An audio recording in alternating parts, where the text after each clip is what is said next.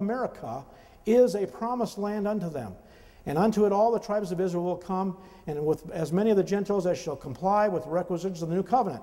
But the tribe of Judah will return to Jerusalem, the city of Zion, spoken by David, in the 102nd Psalm, will be built upon the land of America. We're all talking about America, single here. So, this is what he wanted printed. This is what was left out in that Rochester newspaper. This is what very few saints have seen, unless you've read his book. Page 17. Next one. This is the Zelf mound in Illinois.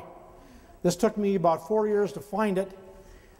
The state of Illinois, they publish their works on the mounds where they go. They're all numerically placed with different numbers. However, I couldn't get my hands on a key to understand which counties associated with which numbers. When I finally got down there, I went down to Griggsville, Illinois, on the river.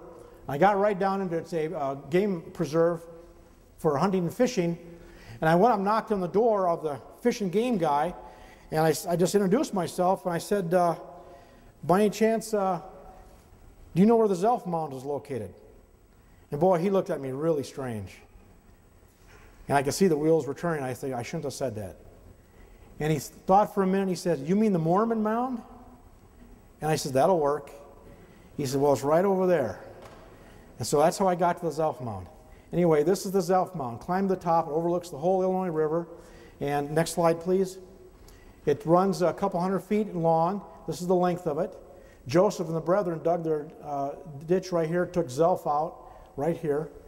And on this area, for a half a mile distance down the Illinois River, there's 51 of these mounds. Now in the 1950s, the University of Illinois came in here, did a professional dig, and they determined this mound holds between 1,000 and 3,000 bodies. 1,000 to 3,000 bodies, 1950s. And there's 51 of these running the whole stretch in a half mile. Somebody had one big heck of a fight here, and a lot of guys lost their lives. This is a battle mound, buried on the battle where it took place, back in the Book of Mormon timeline. This is Hopewell timeline. Next one. Ancient city of Manti. They also, now Joseph did not write this in his own hand. We have 17 accounts in the records of those traveling with Joseph that Joseph told them when they got to this place in Randolph County near Huntsville today, which is still there, west of Huntsville. Joseph said this is where the city of Manti stood.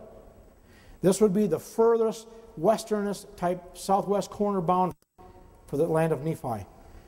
Joseph did not write this, but 17 other men did, and 2 of those 17 men later became prophets of our church. And that's all in the records. City of Manti, ancient site. Next one.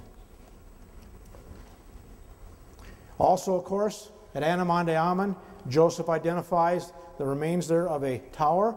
He says that Lyman Whitesholm lived at the foot of the Tower Hill, a name I gave the place, in consequence the remains of an old Nephite altar or tower that stood there, where we camped for the Sabbath. Again, located a Nephite thing very close to and right next to Adam-ondi-Ahman. Next.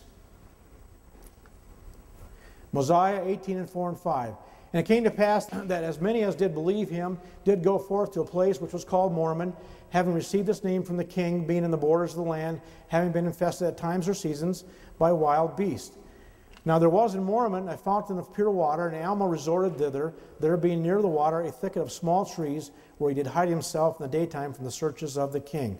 If Manti is in Missouri, Randolph, which is the northern part, the Book of Mormon makes it very clear that the waters of Mormon lies to the south, near the land infested by wild beasts. Southerly direction. Let's go take a look. This today is what I found. I was taken here by an Indian, a Cherokee.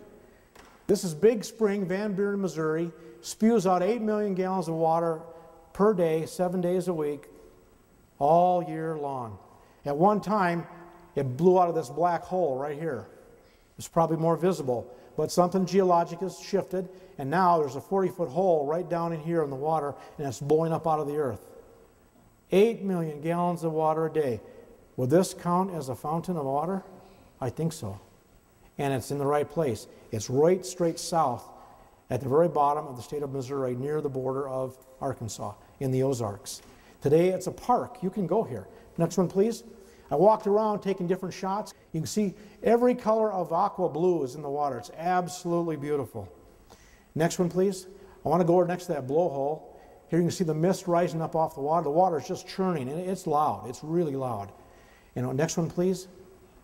Right next to the hole, on the other side, there's a stone staircase cut in the rock going all the way to the top of the cliff. Indians didn't do stuff like this. Somebody else did.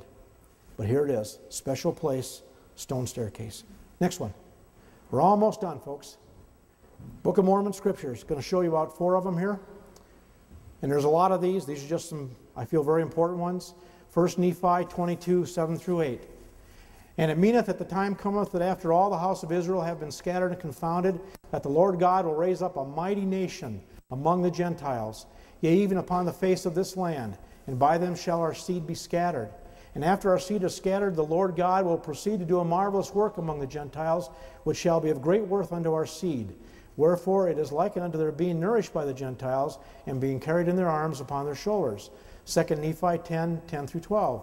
But behold, this land, said God, shall be a land of thy inheritance, and the Gentiles shall be blessed upon the land. And this land shall be a land of liberty unto the Gentiles, and there shall be no kings upon the land, who shall raise up unto the Gentiles. And I will fortify this land against all other nations. I want you to think to yourself, where is this land? Is this Ecuador? Is this Honduras? Is this Mexico? Is this Guatemala? Not a chance.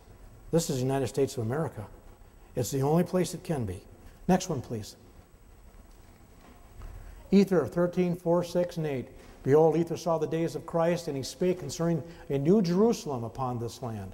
And he spake also concerning the house of Israel, and the Jerusalem from whence Lehi should come after it should be destroyed. It should be built up again, a holy city of the Lord. And that a new Jerusalem should be built upon this land, unto the remnant of the seed of Joseph, for which things there has been a type. Wherefore, the remnant of the house of Joseph shall be built upon this land, and it shall be a land of their inheritance. And they shall build up a holy city unto the Lord, like unto the Jerusalem of old. And they shall no more be confounded until the end come, when the earth shall pass away. D&C 57 and 2. Wherefore, this is the land of promise, and the place for the city of Zion.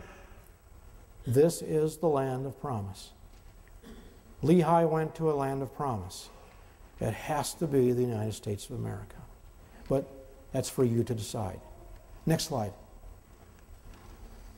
This is the last slide. Focus. This is my Algonquin buddy. This is Kevin. I go down to Natchez, Mississippi. Him and his 5 brothers, they're the head drummers down there, and boy, they can beat that drum. I want to tell you what. They're big guys. They're all the same size. I tried to get them all together for a shot, but they're humble guys. They won't do it. They still want to do it. But I got Kevin to stand with me. These are big and mighty men. The Algonquin people are big. And you won't know that unless you go see them and mingle with them. They're big people, and they're good people. What I've shown you tonight is really information overload. These are what I call my parallels. I can't tell you positive anything here is the Nephite Book of Mormon. I will tell you that I believe that it is, but it's just my opinion. So I'm telling you, you need to search it for yourself if this is important to you and you want to find more. I will tell you this. With the stuff you've seen here tonight, if you embrace it and you read your Book of Mormons when you go home, you will find new imagery taking place in your minds. And the Book of Mormon, I guarantee you, will definitely come alive for you in ways that it never has before, because this is the right place. Now, one more thing. I want you to contemplate this, then I'm all done. Just imagine this.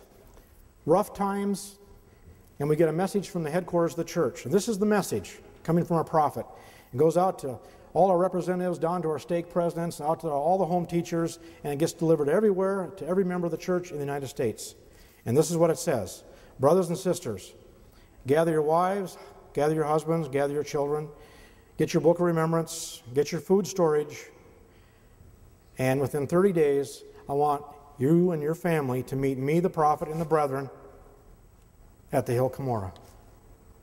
End of message. Where are you going to go? You going to go to New York, or are you going to go to Mexico? I'm going to New York. Thank you very much.